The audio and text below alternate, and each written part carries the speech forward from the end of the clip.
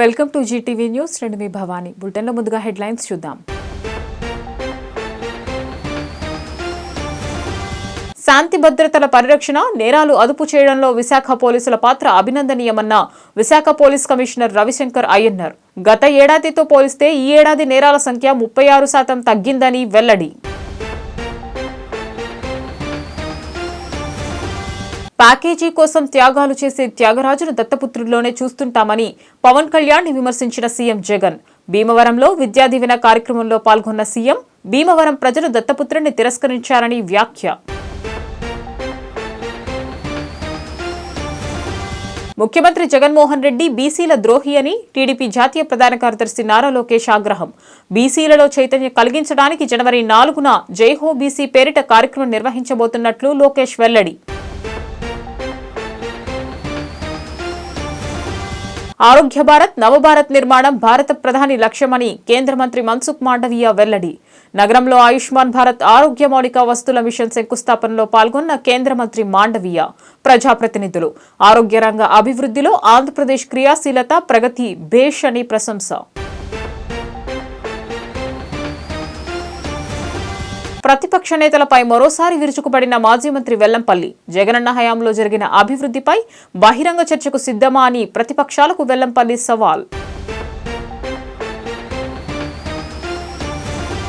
2022తో పోలిస్తే విశాఖ కమిషనరేట్ పరిధిలో నేరాల శాతం 36% మేరకు తగ్గిందని సిపి రవిశంకర్ అయ్యర్ వెల్లడించారు. అలాగే ప్రజాస్వామ్య వ్యవస్థలో మీడియా ప్రధాన పిల్లర్ అని కొనియాడుతూ ఈ ఏడాది నేరాల శాతాన్ని శుక్రవారం మధ్యాహ్నం నగరంలోని పోలీస్ కమిషనరేట్లోని సమావేశ మందిరంలో జరిగిన మీడియా సమావేశంలో తెలియజేశారు.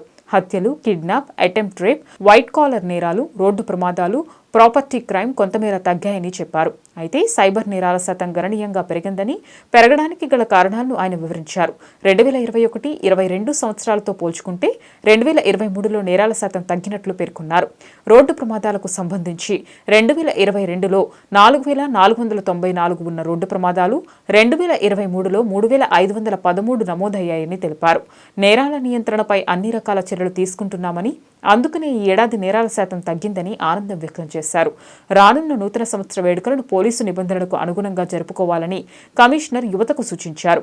న్యూ ఇయర్ వేడుకల్లో హద్దుమీరితే చర్యలు తప్పవని హెచ్చరించారు. సమావేశంలో డీసీపీలు శ్రీనివాసరావు, ఆనందరెడ్డి, ఏడీసీపీలు, ఏసీపీలు పాల్గొన్నారు.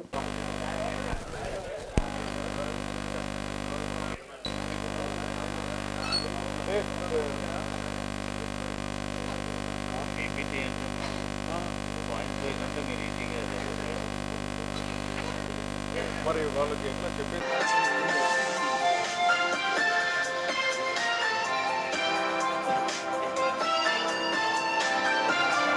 చాలా ఇస్తాను వాట్సాప్ చేస్తాను కావాలి.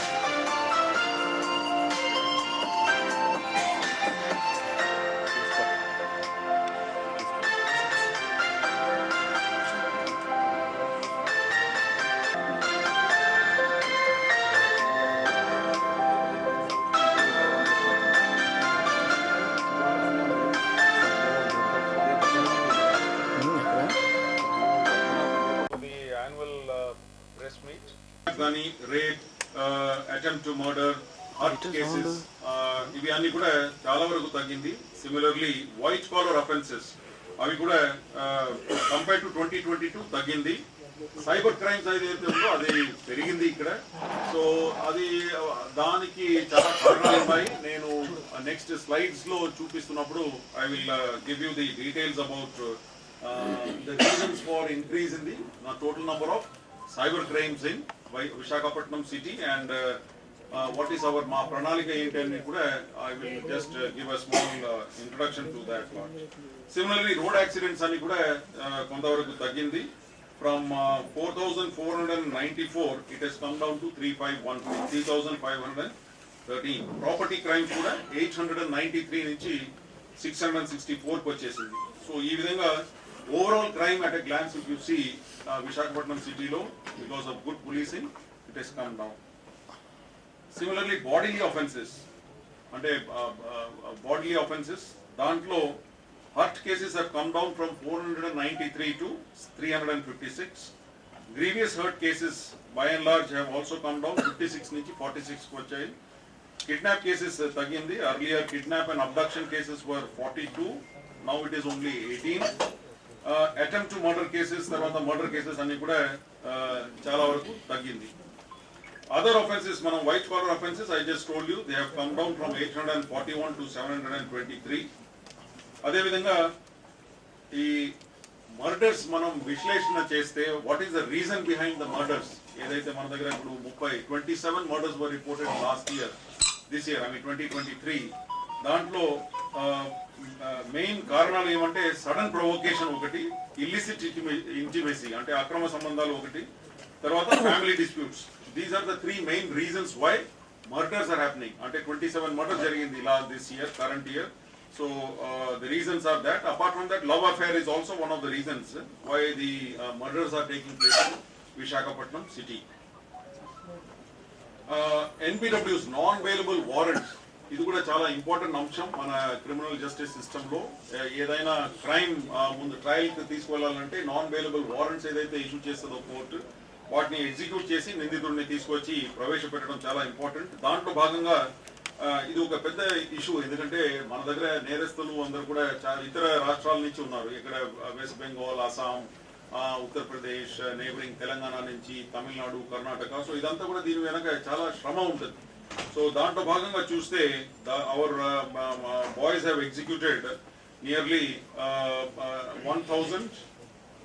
1018 వారెంట్స్ రీకాల్ చేయడం జరిగింది. ఎగ్జిక్యూటెడ్ 820 వారెంట్స్, 820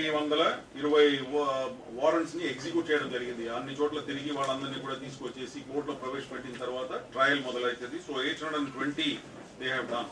సో దాంట్లో ఫర్దర్ డీటెయిల్స్ చూస్తే అదర్ స్టేట్స్ నుంచి 148, తర్వాత other districts in Andhra Pradesh 439 warrants from other districts with in the state.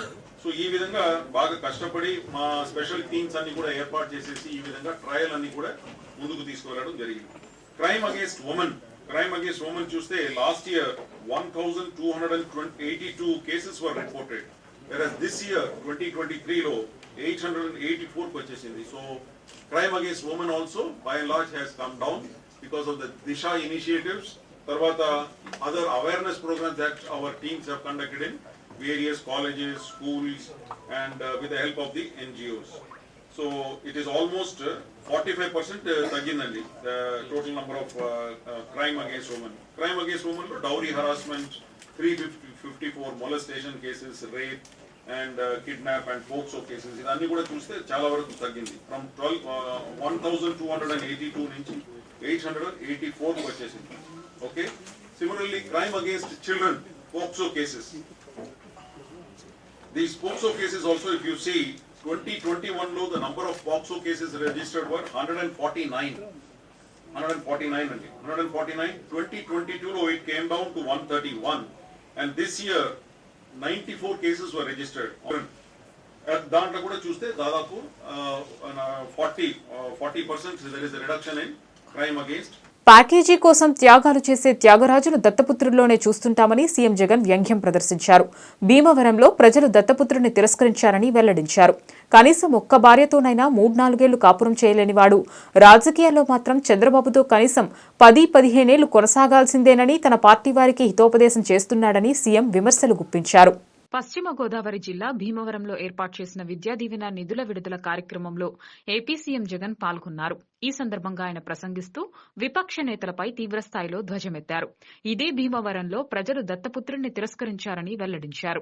పక్క రాష్ట్రంలో శాశ్వత నివాసం ఉండే దత్తపుత్రుడికి మన రాష్ట్రంలో అడ్రస్ లేదని నాన్ లోకల్ అని విమర్శించారు. పక్క రాష్ట్రంలో నివాసం ఉండే దత్తపుత్రుడు పక్కవాడు సీఎం కావాలని పార్టీ పెట్టాడని, దేశ చరిత్రలో ఇలాంటివాడు దత్తపుత్రుడు తప్ప మరొకరు లేరని సీఎం జగన్ ఎద్దేవా చేశారు. బాబును ముఖ్యమంత్రిని చేయడమే ఈ దత్తపుత్రుడి లక్ష్యమని, బాబుతో పొత్తును వ్యతిరేకించే వాళ్లు తన పార్టీలో ఉండనవసరం లేదని తన సభల్లో చెబుతున్నాడని అన్నారు. పొత్తులో భాగంగా బాబు ఎన్ని సీట్లు ఇచ్చినా ఓకే, అసలు ఏ సీటు ఇవ్వకపోయినా ఓకే, చిత్తం ప్రభు అనే ఈ త్యాగాల త్యాగరాజు మన దత్తపుత్రుడు అని సీఎం జగన్ వ్యంగ్యం ప్రదర్శించారు. ఎక్కడైనా ప్రజల కోసం త్యాగాలు చేసేవారిని చూస్తుంటాం కానీ ప్యాకేజీ కోసం త్యాగాలు చేసే త్యాగాల త్యాగరాజును దత్తపుత్రుడిలో మాత్రమే చూడగలమని వ్యాఖ్యానించారు. ఇంకా ఆశ్చర్యకరమైన విషయం ఏమిటో తెలుసా? పక్క రాష్ట్రంలో శాశ్వత నివాసం ఉంటూ పక్కవాడు సీఎం కావాలని ఏకంగా పార్టీ పెట్టిన వాడు బహుశా దేశ చరిత్రలో ఎవడు ఉండడు ఈయన తప్ప.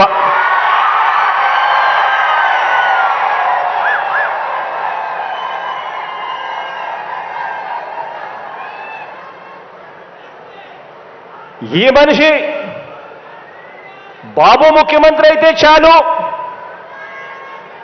అవే నాకు 100 కోట్లు అని, బాబు కోసమే తన జీవితం అని,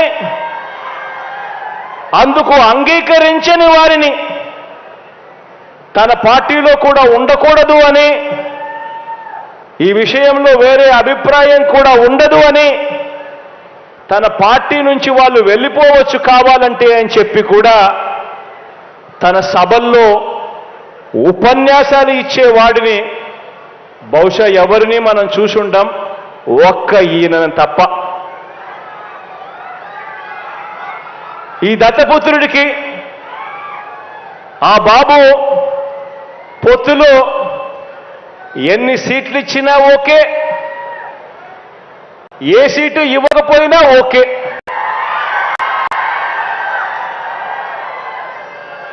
చిత్తం ప్రభు అనే త్యాగాల త్యాగరాజుని మాత్రం ఇప్పుడే ఈ దత్తపుత్రుల్లో మాత్రమే చూస్తాం. పిల్లనిచ్చిన మామ, ఒకరైతే పిల్లనిచ్చిన మామ, సాక్షాత్తు కూతుర్నిచ్చిన మామ ఎన్టీ రామారావునే వెన్నుపోటు పొడిచిన క్యారెక్టర్ ఒకరిది. రాష్ట్ర ముఖ్యమంత్రి జగన్మోహన్ రెడ్డి బీసీల ద్రోహి అని టీడీపీ జాతీయ ప్రధాన కార్యదర్శి నారా లోకేష్ మండిపడ్డారు. వైఎస్ఆర్సీపీ పాలనలో బీసీలకు జరిగిన అన్యాయంపై వారిలో చైతన్యం కల్పించేందుకు 2024 జనవరి 4వ తేదీ నుంచి జయహో బీసీ కార్యక్రమాన్ని చేపట్టబోతున్నామని ఆయన వెల్లడించారు. తెలుగుదేశం పార్టీ 2024 జనవరి 4వ తేదీన జయహో బీసీ పేరిట ఓ కార్యక్రమం నిర్వహించబోతోందని ఆ పార్టీ జాతీయ ప్రధాన కార్యదర్శి నారా లోకేష్ తెలిపారు. ఆ కార్యక్రమంలో బీసీలకు సంబంధించి ఓ ప్రత్యేక మేనిఫెస్టోను విడుదల చేయనున్నామని ఆయన పేర్కొన్నారు. బీసీ సోదరులకు పుట్టినిల్లు తెలుగుదేశం పార్టీ అని, రాష్ట్రంలోని బీసీలకు రాజకీయంగా ఆర్థికంగా స్వాతంత్ర్యం వచ్చిందంటే అది టీడీపీతోనేనని లోకేష్ అన్నారు. మంగళగిరిలోని టీడీపీ కేంద్ర కార్యాలయంలో ఏర్పాటు చేసిన విలేకరుల సమావేశంలో టీడీపీ జాతీయ ప్రధాన కార్యదర్శి నారా లోకేష్ మాట్లాడుతూ బీసీ జయహో కార్యక్రమం కింద నిర్వహించబోయే కార్యక్రమాలు, నిర్ణయాలు, వైసీపీ ప్రభుత్వం బీసీలపై చేసిన దాడుల వివరాలను నారా లోకేష్ వెల్లడించారు. వైఎస్సార్ కాంగ్రెస్ పార్టీ అధికారంలోకి వచ్చిన తర్వాత బీసీ సోదరులను ఇబ్బంది పెట్టిన సంఘటనలను వివరిస్తూ యువనేత లోకేష్ ఆవేదన వ్యక్తం చేశారు. వైఎస్ జగన్ స్థానిక సంస్థల ఎన్నికల్లో బీసీలకు 10% రిజర్వేషన్ తగ్గించారని లోకేష్ మండిపడ్డారు. 16,000 మంది బీసీలకు అవకాశాలు లేకుండా చేశారని దుయ్యబట్టారు. 8,000 ఎకరాలు బీసీల అసైన్డ్ భూములను కూడా వెనక్కి తీసుకున్నారన్న లోకేష్ ఆదరణ పథకాన్ని వైసీపీ ప్రభుత్వం రద్దు చేసిందని గుర్తు చేశారు. ఆదరణ పథకం ద్వారా పనిముట్లు అందలేదని రైతులు తన పాదయాత్రలో చెప్పారని యువనేత పేర్కొన్నారు. వైసీపీ ప్రభుత్వం బీసీల కోసం 56 కార్పొరేషన్లు ఏర్పాటు చేశామని చెప్పింది, కానీ వాటికి నిధులు, విధులు లేవు, ఇవ్వలేదని లోకేష్ ధ్వజమెత్తారు. జీవో 2017 తీసుకొచ్చి మత్స్యకారుల వెన్నెముక విరగ్గొట్టిందని, పట్టు రైతులకు కనీసం సబ్సిడీ ఇచ్చే పరిస్థితిలో ఈ ప్రభుత్వం లేదని లోకేష్ ఆగ్రహించారు. బీసీ సోదరుల తరఫున పోరాడుతున్న యనమల రామకృష్ణుడు, అయ్యన్న పాత్రుడు, కొల్లు రవీంద్ర, అచ్చెన్నాయుడు వంటి సీనియర్ నేతలపై జగన్ ప్రభుత్వం అక్రమ కేసులు పెట్టిందని లోకేష్ ఆగ్రహం వ్యక్తం చేశారు. ఎన్టీఆర్ 1982లో బీసీ సోదరులకి సీట్లు ఇచ్చి గెలిపించి మళ్ళీ కీలకమైన శాఖలు కూడా బీసీ సోదరులకి ఆనాడు ఇస్తాం జరిగింది. తెలుగుదేశం పార్టీ వ్యూహం ఒకటే, బీసీ సోదరులు బలహీన వర్గం కాదు, బలమైన వర్గం అని. స్థానిక సంస్థ ఎన్నికల్లో ఆనాడు అన్న ఎన్టీఆర్ 24% రిజర్వేషన్ ఇస్తే అది 34% చేసిన వ్యక్తి చంద్రబాబు నాయుడు గారు. చంద్రబాబు నాయుడు గారు ముఖ్యమంత్రిగా ఉన్నప్పుడు బీసీ సప్లాన్ ద్వారా 36,000 కోట్ల రూపాయలు బీసీ సోదరుల సంక్షేమ అభివృద్ధి కోసం ఆనాడు మేము ఖర్చు పెట్టాం. ఇంకో పక్కన కార్పొరేషన్ ద్వారా కూడా 3,000 కోట్ల రూపాయలు ఖర్చు పెట్టి 4,20,000 మందికి ఆనాడు రుణాలు అందించాం. ఆదరణ పథకం కింద 1,000 కోట్ల రూపాయలు మేము ఖర్చు పెట్టాం. బెస్ట్ అవైలబుల్ స్కూల్, విదేశీ విద్య, పీజీ ఫీ రీంబర్స్మెంట్, పెళ్లి కానుక, ఇలా అనేక సంక్షేమ కార్యక్రమాలు 2014 నుంచి 2019 మధ్యన తెలుగుదేశం పార్టీ బీసీ సోదరులకి ఖర్చు పెట్టింది. ఇంకా చేనేత సోదరులకి, కల్లుగీత కార్మికులకి, మత్స్యకారులకి 50 సంవత్సరాలకే పెన్షన్ కూడా ఇచ్చిన ప్రభుత్వం తెలుగుదేశం ప్రభుత్వం. ప్రత్యేకంగా ఆనాడు శాసనసభలో తీర్మానం చేసి కేంద్రంలో కూడా బీసీ సంక్షేమం కోసం ప్రత్యేక మినిస్ట్రీ ఏర్పాటు చేయాలని ఒత్తిడి కూడా తీసుకొచ్చింది తెలుగుదేశం పార్టీ. మారుమూల ప్రాంతంలో చిట్టచివరి వ్యక్తికి, పేదలందరికీ నాణ్యమైన వైద్య సేవలు అందించేందుకు భారత ప్రధానమంత్రి నేతృత్వంలోనే కేంద్ర ప్రభుత్వం దేశ ఆరోగ్య రంగ అభివృద్ధికి సమ్మిళిత సమగ్ర విధానాన్ని అనుసరిస్తోందని కేంద్ర మంత్రి మన్సుఖ్ మాండవీయ అన్నారు. దేశవ్యాప్తంగా 1.70 లక్షల ఆయుష్మాన్ ఆరోగ్య మందిర్లు ప్రాథమిక ఆరోగ్య స్వాస్థ్య సేవలు అందిస్తున్నాయన్నారు. పెద్ద అనారోగ్య సమస్యలకు సైతం ప్రాథమికంగా పరీక్షలు చేసే ఏర్పాట్లు ఇందులో ఉన్నట్లు తెలిపారు. 10 రకాల పరీక్షలు ఈ వెల్నెస్ సెంటర్లలో అందుబాటులో ఉన్నాయన్నారు. ప్రధానమంత్రి ఆయుష్మాన్ భారత్ ఆరోగ్య మౌలిక వసతుల మిషన్ కింద 23.75 కోట్ల రూపాయల చొప్పున వ్యయంతో ఎన్టీఆర్, అనకాపల్లి జిల్లాలకు మంజూరైన క్రిటికల్ కేర్ బ్లాకుల శంకుస్థాపనతో పాటు 1.25 కోట్ల చొప్పున వ్యయంతో పశ్చిమ గోదావరి, ప్రకాశం, విజయనగరం, గుంటూరు, కృష్ణా, అన్నమయ్య, శ్రీకాకుళం జిల్లాల్లోని ఏరియా జిల్లా ఆసుపత్రుల్లో ఏర్పాటు చేసిన 7 సమీకృత ప్రజారోగ్య ల్యాబొరేటరీల ప్రారంభోత్సవం, శంకుస్థాపన కార్యక్రమం శుక్రవారం విజయవాడలోని ఓల్డ్ జీజీహెచ్లో జరిగింది. రాష్ట్ర వైద్య ఆరోగ్య శాఖ మంత్రి విడుదల రజని, అనకాపల్లి ఎంపీలు Kesineni Srinivas, doctor B Venkata Satyavathi, Vijayawada central MLA Malladi Vishnu, Vijayawada నగర మేయర్ రాయన భాగ్యలక్ష్మి తదితర ప్రజాప్రతినిధులతో పాటు ఎన్టీఆర్ జిల్లా కలెక్టర్ ఎస్ ఢిల్లీరావు తదితరులతో కలిసి కేంద్ర మంత్రి మాండవీయ ప్రాంగణంలో ఏర్పాటు చేసిన ఫోటో ప్రదర్శనను తిలకించిన అనంతరం శిలాఫలకాలను ఆవిష్కరించారు. జ్యోతి ప్రజ్వలన చేసి కార్యక్రమాలను ప్రారంభించి మాట్లాడారు. ఈ సందర్భంగా కేంద్ర మంత్రి మాండవీయ మాట్లాడుతూ ప్రజలకు నాణ్యమైన వైద్య సేవలు అందించడంలో కీలక పాత్ర పోషించే ఆరోగ్య రంగ మౌలిక వసతులకు శంకుస్థాపన, ప్రారంభోత్సవ కార్యక్రమంలో పాల్గొనడం చాలా ఆనందంగా ఉందన్నారు. ఆరోగ్యవంతులైన మనుషుల ద్వారా ఆరోగ్యకర సమాజ నిర్మాణం జరుగుతుందని, తద్వారా ఆరోగ్యకర అభివృద్ది చెందిన దేశం సాకారమవుతుందన్నారు. అందుకే భారత ప్రధానమంత్రి నరేంద్ర మోదీ దేశ ఆరోగ్య రంగ అభివృద్దికి నవభారత నిర్మాణానికి సమగ్ర విధానాలతో కృషి చేస్తున్నారన్నారు. ఆయుష్మాన్ భారత్ ద్వారా కోట్లాది మందికి ఆరోగ్య భద్రత లభిస్తోందని, పీఎం జన్ ఆరోగ్య యోజనతో 5 లక్షల రూపాయల బీమాతో పేదలకు ఆరోగ్య ధీమా లభిస్తుందన్నారు. श्रीनिवास जी, हमारे दूसरे सांसद डॉक्टर सत्यावती जी, मल्लारी विष्णु जी, हमारे मेयर भाग्यलक्ष्मी जी, मंच पर उपस्थित सभी सीनियर अधिकारीगण, उपस्थित भाई एवं बहनों, आज हमने क्रिटिकल केयर यूनिट का शिलान्यास किया, BSL-3 लैब का शिलान्यास किया और कई इंटीग्रेटेड लैब का लोकार्पण भी करा. दोस्तों, कोई भी राज्य को, कोई भी देश को समृद्ध राष्ट्र बनना है तो ये देश की प्राथमिकता होनी चाहिए कि देश के नागरिक स्वस्थ हो. स्वस्थ नागरिक, हेल्दी सिटीजन, हेल्दी सोसाइटी का निर्माण करते. ప్రతిపక్ష నేతలపై మాజీ మంత్రి వెల్లంపల్లి శ్రీనివాసరావు తీవ్రస్థాయిలో ధ్వజమెత్తారు. పవన్ కళ్యాణ్ దత్తతండ్రి సమయంలో జరిగిన అభివృద్ధి, నేడు జగనన్న హయాంలో జరిగిన అభివృద్ధిపై బహిరంగ చర్చకు సిద్ధమా అని సవాల్ విసిరారు. అసత్యాలు మాట్లాడితే ప్రజలు నమ్మే పరిస్థితుల్లో లేరని ఆయన వెల్లడించారు. స్థానిక భవానీపురం 41వ డివిజన్లోని ప్రజా సమస్యలు తెలుసుకుని వాటిని అక్కడికక్కడే పరిష్కరించేందుకు మాజీ మంత్రి వెల్లంపల్లి శ్రీనివాసరావు శుక్రవారం నాడు అధికారులు, స్థానిక కార్పొరేటర్ ఎండీ ఇర్ఫాన్ మరియు పార్టీ నాయకులతో కలిసి క్షేత్రస్థాయిలో డివిజన్లోని ప్రజలను కలుస్తూ పర్యటించారు. అనంతరం 90,31,000 1,000 రూపాయల నిధులతో నిర్మించనున్న పలు అభివృద్ధి కార్యక్రమాలను ప్రారంభించి పలు అభివృద్ధి కార్యక్రమాలకు శంకుస్థాపన చేశారు. ఈ సందర్భంగా వెల్లంపల్లి శ్రీనివాసరావు మాట్లాడుతూ ఈ రోజు 41వ డివిజన్లో పర్యటించడం జరిగిందన్నారు. ప్రతిరోజు ఏదో ఒక డివిజన్లో పర్యటించడం జరుగుతుందని చెప్పారు. మా దృష్టికి వచ్చిన ప్రతి సమస్యను పరిష్కరించేందుకు కృషి చేస్తున్నామని తెలిపారు. డివిజన్ అభివృద్ధికి కట్టుబడి ఉన్నామన్నారు. దర్గా బరెల్ గ్రౌండ్ అభివృద్ధి చేస్తున్నట్లు తెలిపారు. క్రిస్టియన్ బరెల్ గ్రౌండ్ అభివృద్ధి చేస్తున్నట్లు తెలిపారు. నియోజకవర్గంలో అభివృద్ధి పనులు శరవేగంగా జరుగుతున్నాయన్నారు. రోడ్లు, డ్రైనేజీలు అభివృద్ధి చేస్తున్నామన్నారు. నీట మునిగే ఏరియాలు అన్ని కూడా అభివృద్ధి చేసినట్లు తెలిపారు. పవన్ కళ్యాణ్ ఒక అజ్ఞానిలా మాట్లాడుతున్నాడని అన్నారు. పవన్ కళ్యాణ్ ఫామ్ హౌస్ వదిలి రోడ్డు మీదకు వచ్చి రాష్ట్రంలో జరిగే అభివృద్ధిని చూడాలని అన్నారు. గతంలో పవన్ కళ్యాణ్ దత్తతండ్రి సమయంలో జరిగిన అభివృద్ధి, నేడు జగనన్న హయాంలో జరిగిన అభివృద్ధిపై బహిరంగ చర్చకు సిద్ధమా అని సవాల్ విసిరారు. పవన్ కళ్యాణ్ గాని, చంద్రబాబు గాని, లోకేష్ గాని ఎవరు వస్తారో చెప్పాలని సవాల్ విసిరారు. ఈ కార్యక్రమంలో నగర మేయర్ రాయన భాగ్యలక్ష్మి, స్థానిక కార్పొరేటర్ ఎండి ఇర్ఫాన్, 40-43 డివిజన్ల కార్పొరేటర్లు ఆంజనేయరెడ్డి, కోటిరెడ్డి, రెహమాన్, ఇషాక్, లాజర్, జోసెఫ్, ఆనందబాబు, రసూల్, ఖాన్, గౌస్ తదితరులు పాల్గొన్నారు.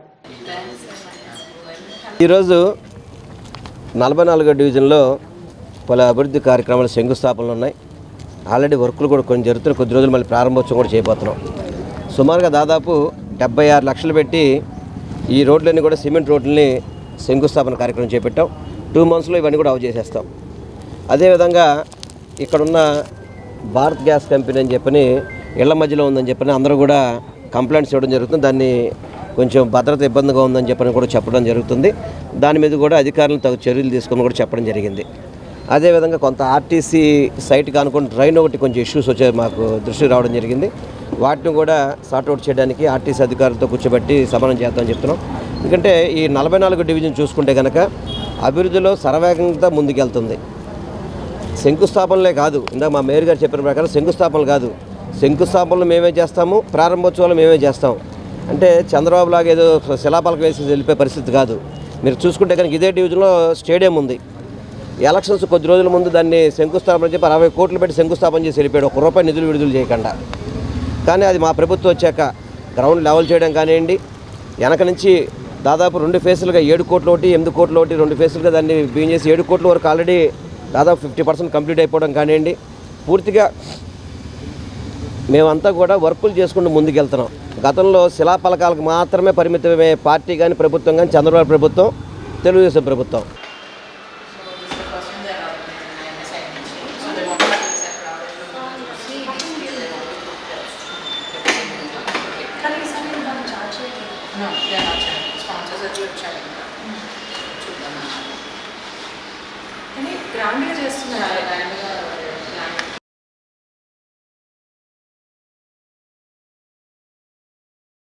లైన్లు కూడా నిర్మించుకోవడం జరుగుతుంది. ఎంత వేగవంతంగా, ఎంత త్వరితగతిన అభివృద్ధి అన్నది మనకి జరుగుతుంది అన్నది ఒకసారి మనం గమనించవచ్చు. ప్రతి నియోజకవర్గంలోన ఈరోజు విజయవాడ సిటీలో 3 నియోజకవర్గాల్లో డైలీ ఎక్కడో ఒక్కడ శంకుస్థాపన చేసుకోవటం, ఓపెనింగ్లు చేసుకోవటం నిత్యం. అంటే ఎంత అభివృద్ధి చెందుతుంది, ఎంత ఫండింగ్ అన్నది మనకు వస్తుంది, ఎంత చక్కగా మన ప్రీతం నాయకులు ముఖ్యమంత్రి వర్యులు ఆధ్వర్యంలో ఈరోజు పూర్తి స్థాయిలో విజయవాడ నగర అభివృద్ధి అన్నది ఏ రకంగా జరుగుతుంది. అలాగే విజయనగరం మన ఎమ్మెల్యేలు కూడా, నియోజకవర్గ ఎమ్మెల్యేలు కూడా ఎంత చక్కగా ఈరోజు పనులు చేపిస్తున్నారు. అలాగే కార్పొరేటర్లు వాళ్ళ డివిజన్లు మోడర్న్ డివిజన్ చేసుకునే విధంగా ఈరోజు కొండ ప్రాంతాలే కానీ, దిగువ ప్రాంతాలే కానీ, సీసీ రోడ్లు కానీ, బీటీ రోడ్లు కానీ, కలవట్లు కానీ, అలాగే వాటర్ ట్యాంకులు కానీ, మంచినీటి పైప్ లైన్లు కానీ ఏ రకంగా అభివృద్ధిలోకి తీసుకెళ్తున్నారన్నది ఒకసారి గమనించవచ్చు. గత 5 ఏళ్ల కాలంలో ఈ అభివృద్ధి ఎందుకు జరగలేదు, ఇదే ఫండింగు ఎటుదారి మళ్ళీంది అన్నది కూడా ఈరోజు ఇంత అభివృద్ధి చెందుతుంది. కాబట్టి ఇక్కడ ఉన్న ప్రజానికం వారు రేపు పొద్దున్న పగటి వేషగాళ్ళలాగా మళ్ళీ వేషాలు కట్టుకొని మళ్ళీ మాయమాటలు చెప్పడానికి వస్తారు. వచ్చేటప్పుడు ఖచ్చితంగా ప్రజలు వాళ్ళని మున్సిపల్ కార్మికులను పర్మనెంట్ చేయాలని, సమాన పనికి సమాన వేతనం ఇవ్వాలని, ఉద్యోగులను పర్మనెంట్ చేయాలని జీవీఎంసీ కాంట్రాక్ట్ వర్కర్స్ యూనియన్ ఆధ్వర్యంలో వేపగుంట డంపింగ్ యార్డులో జరుగుతున్న నిర్వధిక సమ్మెకు మద్దతుగా సిఐటియు ప్రధాన కార్యదర్శి యు రాజు సంఘీభావం పలికారు. ఈ సందర్భంగా ఆయన మాట్లాడుతూ రాష్ట్ర వ్యాప్తంగా గత 4 రోజులుగా సమ్మె జరుగుతుందని, జగన్మోహన్ రెడ్డి ఎన్నికల ముందు చేసిన పాదయాత్రలోనూ అసెంబ్లీ సాక్షిగా బల్లగుద్ది మున్సిపల్ కార్మికులకు పర్మనెంట్ చేస్తారని హామీ ఇచ్చారని, టీడీపీ ప్రభుత్వంలో చంద్రబాబు మున్సిపల్ కార్మికులకు అన్యాయం చేశారన్నారు. 6 నెలల్లో మన ప్రభుత్వం వైసీపీ వస్తుందని, మనందరికీ మంచి రోజులు వస్తాయంటే మున్సిపల్ కార్మికులందరూ కలిసి ఓటేస్తేనే 151 సీట్లు వచ్చాయన్నారు. మాట తప్పం మడమ తిప్పం అని చెప్పి అధికారంలోకి వచ్చిన తరువాత మాట తప్పారు, మడం తిప్పారని ఎద్దేవా చేశారు.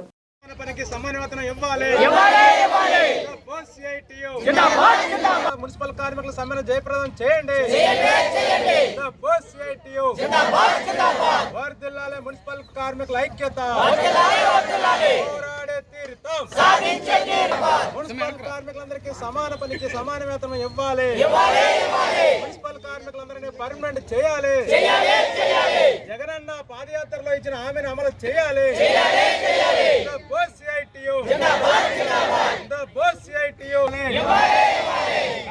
డ్రైవర్లందరికీ 18,500 రూపాయల జీతం చెల్లించాలి.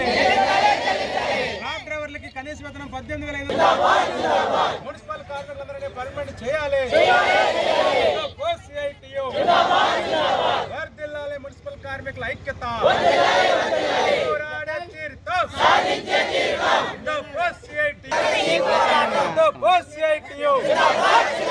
వర్ధిల్లాలి మున్సిపల్ కార్మికుల ఐక్యత. మున్సిపల్ కార్మికులందరినీ పర్మనెంట్ చేయాలి. సమాన పనికి సమాన అసెంబ్లీ సాక్షిగా ఇచ్చిన హామీని అమలు చేయాలి. Koti Raju, GVMC contract workers union CITU ప్రధాన కార్యదర్శి. మున్సిపల్ కార్మికులందరినీ పర్మనెంట్ చేయాలని, సమాన పనికి సమాన వేతనాలు ఇవ్వాలని చెప్పేసి రాష్ట్ర వ్యాప్తంగా నేటికి 4వ రోజు సమ్మె జరుగుతుంది. ఈ సమ్మె దేనికంటే మేమేం గొంతెమ్మ కోరికలు కోరడం లేదు. ఏదైతే గౌరవ ముఖ్యమంత్రి జగనన్న గారు ఉన్నారో పాదయాత్రలో కానీ అసెంబ్లీ సాక్షిగా బల్లగుద్ది కూడా మున్సిపల్ కార్మికులందరికీ పర్మనెంట్ చేస్తామని, సమాన పనికి సమాన వేతనం చెప్పడం జరిగింది. గత ప్రభుత్వం చంద్రబాబు నాయుడు మున్సిపల్ కార్మికులకు అన్యాయం చేశాడు. 6 నెలల్లో జగనన్న ప్రభుత్వం వస్తుంది, జగనన్న ప్రభుత్వం వస్తే మంచి రోజులు వస్తాయని చెప్పేసి అండంతో మా మున్సిపల్ కార్మికులందరూ ఓట్లేస్తేనే ఆ ఓట్లతోనే 151 ఎమ్మెల్యేలు వచ్చాయి. అది మర్చిపోయి ఈరోజు మాట తప్పను మడం తిప్పనని చెప్పేసి ఇవాళ మీరు మాట తప్పారు, మడమ తిప్పారు. దయచేసి ఆ డిమాండ్ ఏదైతే ఉన్నారో మీ నోటంటే అనేది కాబట్టి అది అమలు చేయమని అడుగుతున్నాం. అలాగే ఇక్కడ కొన్ని సంఘాలు ఉన్నాయి, కార్మిక సంఘాలని పేరు చెప్పుకుంటారు. అలాగే వైఎస్ఆర్ యూనియన్ కానీ, ఆనంద్ కానీ, అలాగే ఏఐటీసీ పడాల రావని కానీ, వాళ్ళు మేము కార్మిక సంఘాలని పేరు చెప్పుకున్న వాళ్ళు కూడా కార్మికులకు పోరాటంలో లేకుండా కార్మికులకు అన్యాయం జరుగుతుంది. మేము ఒకటే చెప్తున్నాం, మీరు కూడా కార్మికుల పక్షాన్ని పోరాడితే రండి పోరాటంలో, తప్ప అధికారుల పక్క ఉండి సమ్మె జరగట్లేదు, సమ్మె విచ్ఛిన్నం అవుతుందని చెప్పేసి పేపర్ స్టేట్మెంట్లు ఇస్తున్నారు. ఇది 100% సమ్మె జరుగుతుంది. రాష్ట్ర నిర్ణయ చర్చలు చేశారు ముఖ్యమంత్రి గారు. క్యాంప్ ఆఫీస్కి కానీ సెక్రటరీ నిలడం జరిగింది నాయకులందరం కూడా. ఈ సమ్మెలో సిఐటియు, అలాగే ఎంఆర్పిఎస్, అలాగే టీఎన్టీయూసీ, ఏఐసిటియు పాల్గొంటున్నాయి. కొన్ని సంఘాలు ఏఐటీసీ కానీ, అలాగే అనుబంధ సంఘం ఉన్న ప్రభుత్వానికి కొత్త పలుకుతున్న కొన్ని సంఘాలు చేయడం లేదు. మీరు చేయకపోతే నోరు మూసుకుని ఉండను తప్ప న్యాయమైన పోరాటంలో మీరు కన్నీచేసి కార్మికులు విచ్ఛిన్నం చేయకండి చెప్పేసి మేము ఆ యూనియన్ నాయకులు చెప్పడం జరుగుతున్నాం.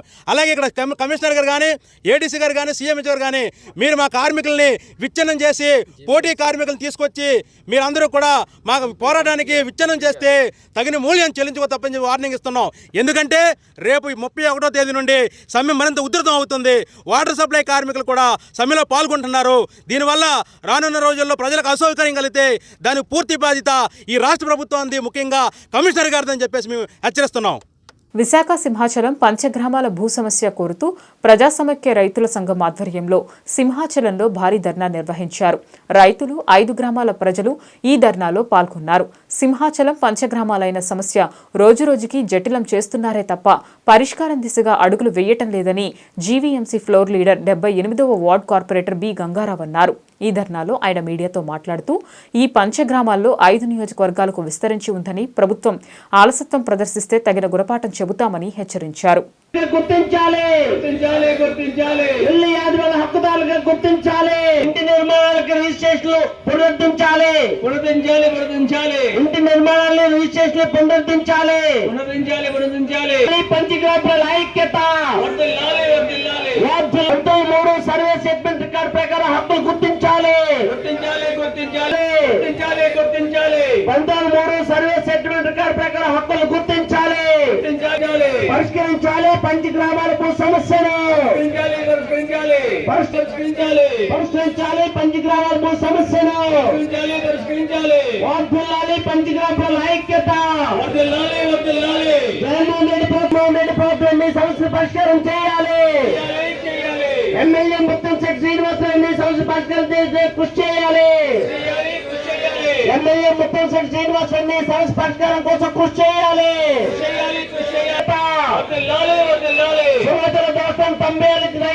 రద్దు చేయాలి. రైతులు ఇల్లు స్థలయాలను హక్కుదారులుగా గుర్తించాలి. రైతులు ఇల్లు స్థలయాలను హక్కుదారులుగా గుర్తించాలి. వాళ్ళ భూ సమస్య పరిష్కారం చేస్తామని అధికారంలోకి వచ్చినటువంటి వైసీపీ ప్రభుత్వం 1,00,000 మంది బాధితుల్ని పూర్తిగా దగా చేసింది, మోసం చేసింది. దీనికి వచ్చే ఎన్నికల్లో వైసీపీకి తగిన గుణపాఠం చెప్తామనేటువంటిది కూడా మేము హెచ్చరికగా తెలియజేస్తూ ఉన్నాము. ఎప్పటికైనా జగన్మోహన్ రెడ్డి గారు ఈ 2 నెలల కాలం ఉంది కాబట్టి తక్షణమే జనవరి మాసంలో ఈ పంచగ్రామాల భూ సమస్య రిజిస్ట్రేషన్లకి వెంటనే అనుమతి ఇవ్వమని మేము డిమాండ్ చేస్తూ ఉన్నాం. అలాగే అడావుడి చేసేసి జీవోలు తీసుకొచ్చి గత ప్రభుత్వం ఎలా అభాస్పాలైపోయి మోసం చేసిందో అటువంటి చర్యలు చేపట్టకుండా సమగ్రంగా దీన్ని వెంటనే పరిష్కారం చేయడానికి తక్షణమే పరిష్కార చర్యలు చేపట్టాలనేటువంటిది కూడా మేము డిమాండ్ చేస్తూ ఉన్నాం. మొన్న జీవీఎంసీ కౌన్సిల్లో ఒక తీర్మానం పెడుతూ ఉంటే పంచగ్రామాల భూ సమస్య పరిష్కారం చేయాలని తీర్మానం పెడితే గౌరవ మేయర్ గారు దాన్ని తిరస్కరించారు. నేను పెట్టినటువంటి కౌన్సిల్ ఏమి చిత్తశుద్ధి ఉందా నేను అడుగుతూ ఉన్నాం. అలాగే ఇప్పుడు ఉండేటటువంటి వైసీపీ ప్రభుత్వం చేయలేదు, మోసం చేసింది. మేము అధికారంలోకి వస్తే చేస్తామని తెలుగుదేశం, వైసీపీ, జనసేన పార్టీలు ప్రకటనలు చేస్తూ ఉన్నాయి. మన యుగాలంలో కూడా ప్రకటన చేశారు. వాళ్ళు ఎలా చేస్తారు? గతంలో లాగా వాళ్ళు మోసం చేశారు కదా, అలా ఏం చేస్తారు, ఎలాంటి పరిష్కారం చేస్తారు అనేటువంటిది వాళ్ళు చిత్తశుద్ధితో చెప్పాలి. అందువల్ల ఈ ఎన్నికలకి పంచగ్రామాల్లో ఉండేటటువంటి బాధితులందరితో కూడా సమావేశం, ప్రతి బహిరంగ సభ జరుపుతాం, ప్రజా సభ జరుపుతాం. ఆ సభలో ఈ ప్రాంతం నుంచి ఒక అభ్యర్థిని పంచగ్రామాల బాధితుడి దగ్గర నుంచి వచ్చే ఎన్నికల్లో అభ్యర్థిగా పోటీ చేస్తాం. ఆ పోటీ చేసి ఈ సమస్య పరిష్కారం కోసం గెలిపించాలనేటువంటి అందరికీ కోరుతాము. 1,00,000 ఓట్లు ఉన్నాయి మావి, 1,00,000 ఓట్లతో మేము గెలుస్తాం. అందువల్ల వైసీపీ కానీ, తెలుగుదేశం కానీ, బీజేపీ కానీ, జనసేన వీటన్నిటికీ ఓట్లు మేము వేయము. వాళ్ళకి వ్యతిరేకంగా మా అభ్యర్థిని గెలిపించుకుంటామనేటువంటిది కూడా మేము ప్రకటన చేస్తూ ఉన్నాం. మేయర్ గారు ఎందుకు వస్తున్నారంటే మీరు పెట్టిన మేము పెట్టినటువంటి ఇది రాష్ట్ర స్థాయిలో ఉన్నటువంటిది, రాష్ట్ర ప్రభుత్వం పరిష్కారం చేయాలనేటువంటిది కుంటి సాగు చెప్పి తప్పించుకున్నారు. రాష్ట్రపతి ఇది విశాఖపట్నం మున్సిపల్ కార్పొరేషన్ పరిధిలో ఉంది. ఈ మున్సిపల్ కార్పొరేషన్లో తీర్మానం చేసేసి రాష్ట్ర ప్రభుత్వం మీద ఒత్తిడి తీసుకొస్తే ఆ విధంగా వెంటనే పరిష్కారం అవుతుంది.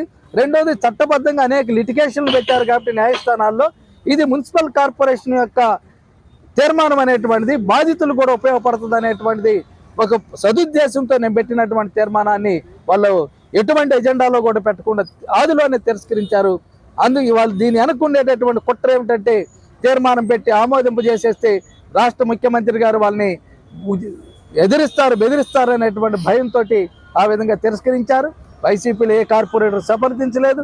పైపెచ్చు తెలుగుదేశంలో ఉండేటటువంటి కార్పొరేటర్లైనా బలపరిచేసి ఆ విధంగా చేస్తే బాగుండేది. వాళ్ళు కూడా చేయకపోవటం అనేటువంటిది చాలా ఆందోళన కలిగిస్తూ ఉన్నది. బులెటిన్ ముగించే ముందు హెడ్లైన్స్ మరొక్కసారి. శాంతి భద్రతల పరిరక్షణ, నేరాలు అదుపు చేయడంలో విశాఖ పోలీసుల పాత్ర అభినందనీయమన్న విశాఖ పోలీస్ కమిషనర్ రవిశంకర్ అయ్యన్నారు. గత ఏడాదితో పోలిస్తే ఈ ఏడాది నేరాల సంఖ్య 36% తగ్గిందని వెల్లడి. ప్యాకేజీ కోసం త్యాగాలు చేసే త్యాగరాజును దత్తపుత్రుల్లోనే చూస్తుంటామని పవన్ కళ్యాణ్ విమర్శించిన సీఎం జగన్. భీమవరంలో విద్యా దీవెన కార్యక్రమంలో పాల్గొన్న సీఎం భీమవరం ప్రజలు దత్తపుత్రుడిని తిరస్కరించారని వ్యాఖ్య. ముఖ్యమంత్రి జగన్మోహన్ రెడ్డి బీసీల ద్రోహి అని టీడీపీ జాతీయ ప్రధాన కార్యదర్శి నారా లోకేష్ ఆగ్రహం. బీసీలలో చైతన్యం కలిగించడానికి జనవరి 4న జైహో బీసీ పేరిట కార్యక్రమం నిర్వహించబోతున్నట్లు లోకేష్ వెల్లడి.